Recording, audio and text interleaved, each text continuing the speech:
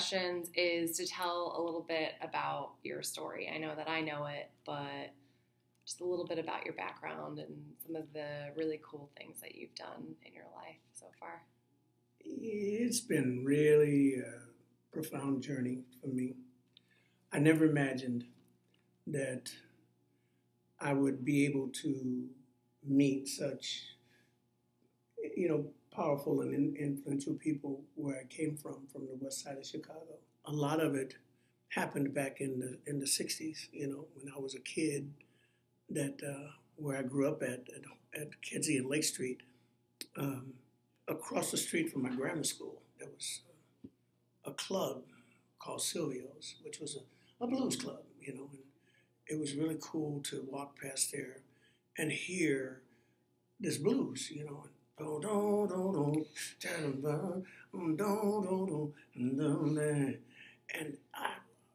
was just like, what is that, And we would be driving from church, and driving down Lake Street and under the L, and I would tell my uncle, I'd say, you got to stop and let me out. I got to listen to this.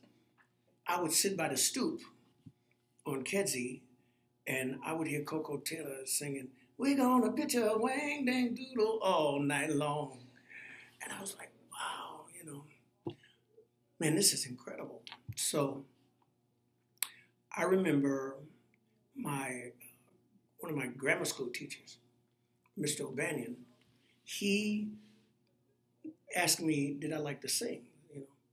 So I said, oh, I love to sing. So he said, well, we're having a school assembly, and I want to see if you can sing. So I sang in the school assembly, and he liked the way I sing. So he started to coach me. And after that, I was about 5 or 6 years old, and I used to sit across the street from a factory on my front porch. And these people would come and go to work, and I would stand on my front porch and I would sing to them. And they would literally throw money at me, And that's kind of like give me the initiative to, want to, not the money, but, just the fact that, people were paying attention to me singing. So a couple of years went by, and I was hanging around with Lawrence. He lived on the south side.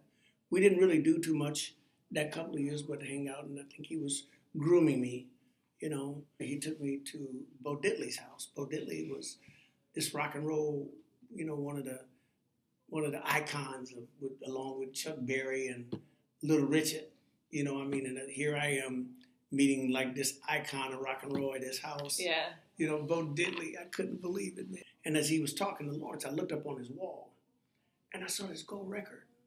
I saw this and I'm like, what is that, man? And he said, that's a gold record. I said, wow. I said, that's incredible. I said, how did you get that?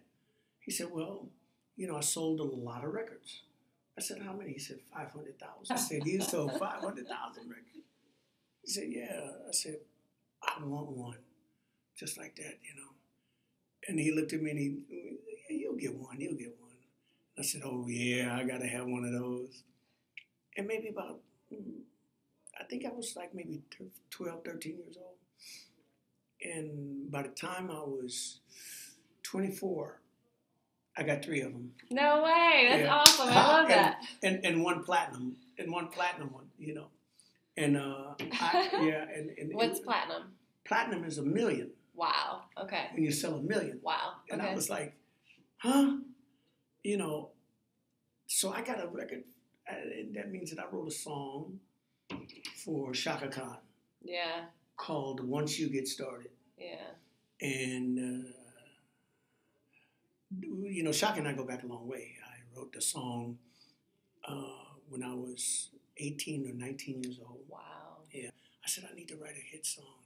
And I was sitting in a place called Taco Loco, all by myself. And I said, I'm going to write a hit song today. And I started this. Once you get started, I started the lyrics. And I'm looking at it, I said, this is good. No, it's hard to stop. When you get down there, ain't no turning back. Everybody party hardy, get back in the groove. The lyrics simple, love the way you party, love the way you move, And I said, wow, I thought I was writing something profound, That's a thing. Like, people like right now, we're writing these lyrics, And we thought we were writing something like, hey, this is like Einstein stuff. So one day, I'm sitting at my grandmother's house. The phone rings, and it's Tony. He says, say, man, you got to come out to California. I said, why? He said, well, because they're getting ready to release Once You Get Started as a single from the new Rufus album. And I said, no, they ain't. You don't. I said, what are you trying to do to me, man? The single took off. Yeah. And I look up, and all of a sudden, it's #1 in the whole country on the Billboard pop charts. And I'm like, it's crazy. Yeah. Yeah. I continued to write. I continued to, started to get record deals. And I signed my first record deal with Island Records. Then I moved back to Chicago. I called up Curtis's office. Now, I had a hit song with Once You Get Started. Yeah. And then I wrote Fool's Paradise and all these songs with Shaka. So I had a nice little catalog. And then I had the album with Island behind me, which was my first album. And Curtis was interested in me. So he called me into his office, and Curtis was my idol. I grew up singing Curtis's songs in the hallway. You know what I mean? I fell in love with girls with Curtis. Never let me go. Boo-doo, let me go. And I mean, it was like, how could you not embrace life listening to Curtis? So Curtis signed me. Wow. I did my second album for Curtis Mayfield. And that's chronologically the beginning, of the story, And I mean, it was just unbelievable, the way that this unbelievable amount of talent, was Chicago. And always around you. Like always, you were always in the middle Always in the middle of it. Yeah. Always in the middle of it. I was privy to a lot of information, and a lot of good people. One of the things that blew my mind was living in LA. And I would drive past the Hollywood Bowl. And I would always tell myself, man, I really want to sing at the Hollywood Bowl. And I had no clue how I would get there, or, what would happen. And one day I looked up and I was on stage at the Hollywood Bowl singing with Herbie Hancock at the Playboy Jazz Festival. But not only that, I was not only that, but I was there with Dizzy Gillespie, Michael Brecker, Randy Brecker, Stanley Clark, Alphonse Mouzon. I was standing on stage with some of the greatest musicians, Chick Corea, with some of the greatest musicians on the planet. And I never imagined in my wildest dreams that I would be. No, I got it. Yeah. When I think about that, I'm like, did I do that? I'm still in awe. Because I go back and I envision myself being there. And when somebody asked me, what was the most profound thing that ever happened to you? And I said, well, when I was a kid, I used to love Miles Davis and I used to love Dizzy Gillespie. I said, I met both of them at the Playboy Jazz Festival. I said, but I sang with Dizzy Gillespie on stage. If you believe that you have a purpose to elevate people and enlighten people and give to people what God has given you, then there's nothing that they can really do. And no matter where you are, no matter what moment you are in your life, no matter what space you are in your life, no matter what you're going through, I've learned over a period of time, that you have to really have courage in order to be authentic, and you will be able to get through even the worst nightmare. And you'll wake up. I've been struggling with my rent. I've been struggling with all of that kind of stuff because I haven't worked. I lost my voice. I couldn't sing for 2 years now. I haven't been able to perform live because I got sick. I had congestive heart failure. As overwhelming as that is, that I can overcome it. I have to. Yeah. Because I want to set an example for other people. Yeah. Now I just got out of the hospital. Yeah. Yeah, and I feel good. Yeah. Yeah. You look good. Yeah, I do. Thank you. For the month of Pay It Forward, right, which is the theme for this month, why would you encourage someone to pay it forward to you? Because it gives me the solidity and the foundation to be able to, and the support to be able to share it and give it, and mentorship and find talent, and I don't have to worry about the rent, or I don't have to worry about those kind of things. Or I would like to live where people are kind and people are generous, and where people are giving and and allowing themselves to heal each other, Mm-hmm. and a couple other people who have just been tremendously like guardian angels in my life that have paid it forward.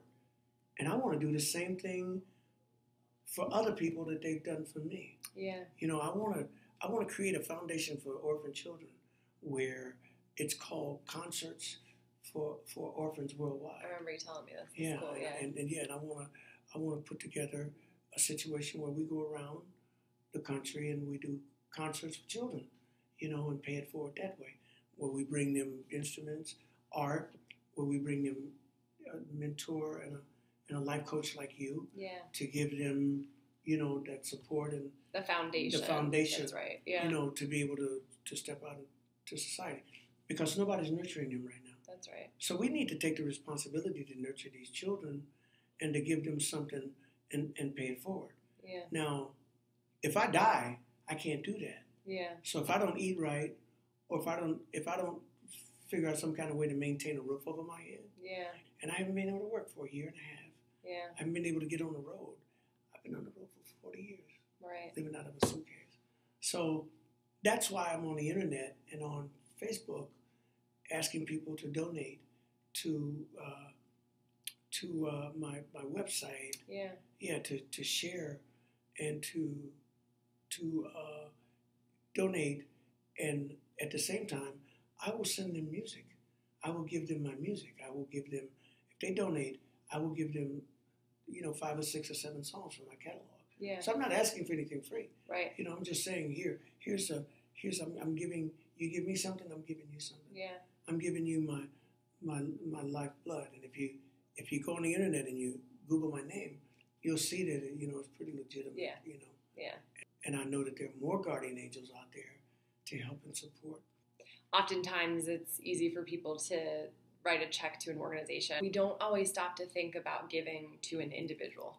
And actually, right, to a specific person who has a specific need, who's also asking, right? Because I know that I kind of had to twist your arm to even do, to like talk about it. Well, yeah, I mean, yeah, right. A lot of people,